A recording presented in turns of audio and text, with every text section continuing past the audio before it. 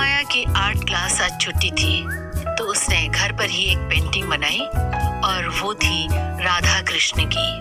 वाकई वो बहुत खूबसूरत पेंटिंग बनाती थी, ये कोई भी कह सकता था। आज उसका मन हुआ था राधा कृष्ण की चित्र बनाने का। उसने उसकी तस्वीर खींची और जय भैया को भेज दिया। कैसी बनी है पेंटिंग? ऑसम। आज राधा कृष्ण की पेंटिंग का ख्याल कैसे आया? जय ने पूछा मैसेज पर ही। यूं ही भैया, आप क्या कह रहे हो? मैं अभी एक मीटिंग से निकला हूँ। आज यहाँ शाम को एक प्रेजेंटेशन पार्टी है तो उसी की तैयारी कर रहा हूँ, जय ने कहा। अच्छा, वापस कब आओगे आप? समाया ने पूछा। सुमु, अभी थोड़ा टाइम लगेगा। मम्मी पापा कैसे हैं? वो ठीक है, ज्यादातर व्यस्त ही रहते हैं। मुझे अकेले अच्छा नहीं लगता। अरे तो कॉलेज में कोई दोस्त वोस्त नहीं बने? उन लोगों से बातें कर लिया करो। और वो आवारी की बुक भी तो है तुम्हारे साथ, जय ने कहा। हाँ, बुक तो है मगर। अच्छा ठीक है, आप अपना ख्याल रखना और जल्दी आ जाना, समाया ने कहा। ओके माय डियर, मैं जल्दी आ जाऊंगा। जय से बात करने के बाद समाया अपनी स्टोरी बुक खोलकर बैठ गई। रीवा और अंशुमान के प्यार के विभिन्न पहलुओं को बड़ी ही संजीदगी से दर्शाया गया था। मीठा दरिया। मीठा दरिया में अंशुमन की कहानी उसी की जुबानी उसका बेटा रिवांश सुन रहा था, जो अभी सिर्फ 12 साल का है। रिवांश जब 2 साल का था तब रीवा की मौत हो गई थी। उस दौरान रीवा एक एक्सीडेंट का शिकार हो गई थी। अंशुमन ने अकेले ही रिवांश की परवरिश की थी। जीवन के हर मोड़ पर एक खालीपन, एक एकाकीपन था, परंतु रीवा की यादों में रहकर उसने 10 साल बिता दिए और फिर रिवांश तो उसके पास ही था। अंशुमन ने जिंदगी भर सिर्फ रीवा से प्यार किया था और एक दिन वो भी अपने प्यार के पास चला गया। रिवांश अपने मॉम डैड के प्यार पर कहानी लिखा। यही मीठा दरिया के नाम से प्रकाशित हुआ। इस स्टोरी में रीवा और अंशुमान की पूरी दास्तान थी, जिसका कहने का तात्पर्य प्यार एक मीठा दरिया होता है, मगर होता तो वो एक दरिया ही है और जो एक बार उसमें उतरा तो उम्र भर उसी का हो जाता है। लंबी कहानी थी।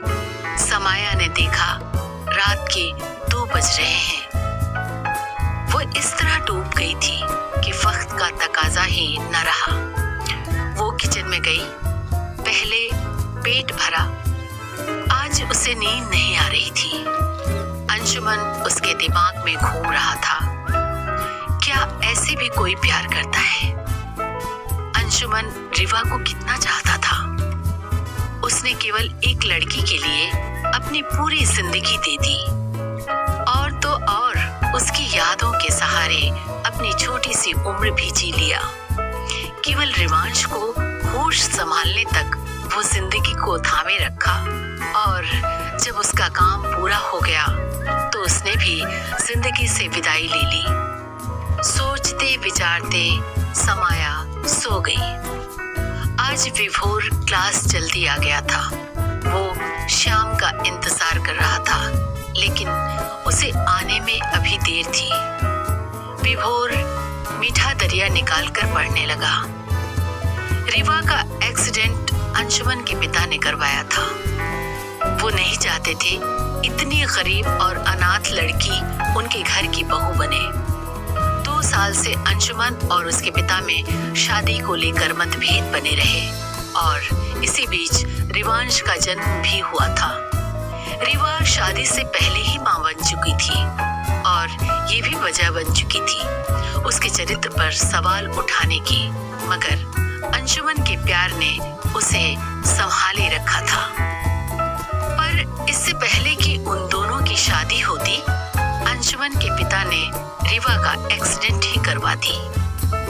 जब अंजुमन को पता चला, वो रिवांश को लेकर घर से भाग गया। कहीं रिवांश को कोई खतरा ना आ जाए। पिता से वो अपनी उस पत्नी का क्या बदला लेता जो अभी तक उसकी पत्नी बनी भी नहीं थी। और इस वक्त रिवांश की परवरिश सबसे ज्यादा जरूरी थी, जो एक चांद ने अपने टुकड़े के रूप में उसके पास छोड़ दिया था। विभोर ने किताब आधे में ही बंद कर दिया। श्याम आ गया था और विभोर को समाया वाली बात याद आ गई, जिसे जो नहीं पसंद उसे उससे दूर रहना चाहिए। श्याम ने आते ही पूछा, समाया नहीं आई अभी तक? नहीं, अभी तक तो नहीं आई है। क्यों, क्या हुआ? फिर तुम दोनों के बीच कोई बात हुई क्या? विभोर ने पूछा। नहीं, बस ऐसे ही पूछ रहा था, श्याम ने जवाब दिया। आ गई, विभोर ने इशारा करते हुए कहा और समाया को देखता रहा। आज समाया ब्लू ड्रेस में थी, जिसमें वो बहुत सुंदर लग रही थी। श्याम ने भी एक नजर भर कर देखा, फिर नजरें हटा ली। विभोर की नजर तो हट ही नहीं रही थी। श्याम ने विभोर को हिलाया। होश में आ जा विभोर। विभोर नॉर्मल हुआ। मन ही मन श्याम ने गाया, एक अजनबी हसीना से यूं मुलाकात हो गई, फिर क्या हुआ ये ना पूछो, कुछ ऐसी बात हो गई, एक अजनबी। समाया विभोर के ठीक आगे बैठ गई। विभोर तो आज बस उसे देखे जा रहा था। फिर पता चला आज समाया का जन्मदिन है। सबने उसे विश किया और केक मंगवाया, फिर केक कटवाया। जिसके पास जो था सबने गिफ्ट किया। बच गए श्याम और विभोर। विभोर ने पूछा, समाया, हम दोनों तो कुछ भी नहीं लाए। हमें पता ही नहीं था कि आज तुम्हारा जन्मदिन है, इसलिए तुम्हें बता दो कि तुम्हें क्या चाहिए, हम कल वही ले आएंगे। वैसे विभोर, गिफ्ट की जरूरत नहीं है, लेकिन फिर भी कुछ देना चाहो तो मुझे आवारी की एक नई बुक अंजुमने इश्क देना। और शाम तुम एक बार फिर उस पेड़ के नीचे बैठना, मुझे वो पेंटिंग पूरी करनी है, वो अधूरी है अभी। विभोर और श्याम दोनों मान गए। दोनों ने एक और केक मंगवाया और समाया का जन्मदिन मनाया। समाया खुश थी। उसके नए कॉलेज में उसे अच्छे अच्छे दोस्त मिले और अब ये दोनों भी उसके अच्छे दोस्त बन गए। समाया ने कहा, आज शाम को मेरे घर में पार्टी है और तुम दोनों को आना है। मैं इंतजार करूंगी।